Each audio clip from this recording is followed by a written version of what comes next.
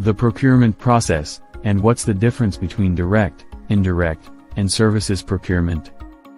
Let's start the video. Procurement can be defined as the process of acquiring goods and services from a third-party vendor through direct purchasing, competitive bidding, or tendering process while ensuring the right quality and quantity. Procurement is most commonly associated with businesses, because companies need to solicit services or purchase goods, usually on a relatively large scale. Procurement is usually a part of the input to a company that uses the procured goods or services in the making of their own final product. This makes it a very vital function of any business. Procurement involves activities such as identification of needs, sourcing, selection, negotiation, ordering, receiving, and payments. Now, come to the procurement process.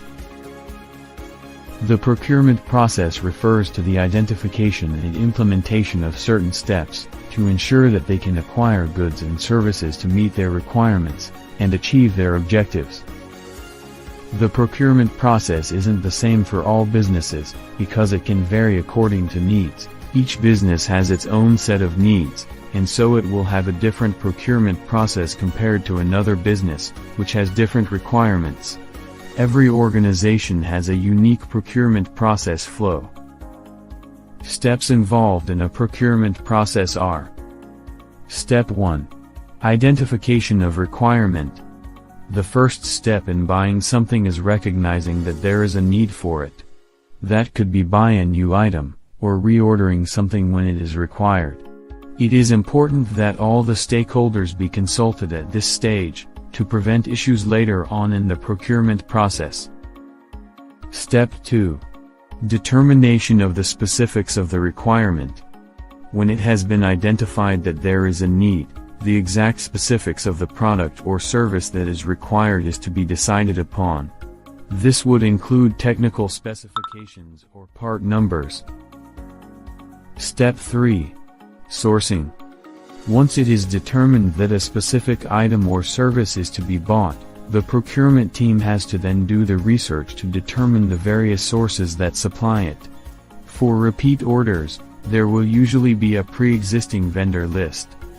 For new item, suppliers will need to be thoroughly investigated to determine their reputation, speed, quality, reliability, and prices. Step 4. Negotiation and finalization of price and terms. For direct purchases, requests for quotes will be sent to the shortlisted vendors. The usual practice is to get a minimum of at least 3 quotes before making a selection. The company to procure from will be selected not only on price but also based on their promptness, reliability, and quality. If there is a bidding or tendering process for the procurement, the selection of the qualifying bids will be as per the terms and conditions set. Step 5. Purchase requisition and order. A purchase requisition generated within the company will be approved by the appropriate authority. This will then lead to the generation of a purchase order, with all the specifics of the order as well as the terms and conditions. Step 6. Delivery of the purchase order. The shipment notice is sent to the buyer wherever applicable. The delivery of the purchase order depends on the practices of the buyer and the seller. It can be in person or by email. This is also as per the specifications agreed upon by both the buyer and the seller. Step 7. Expediting.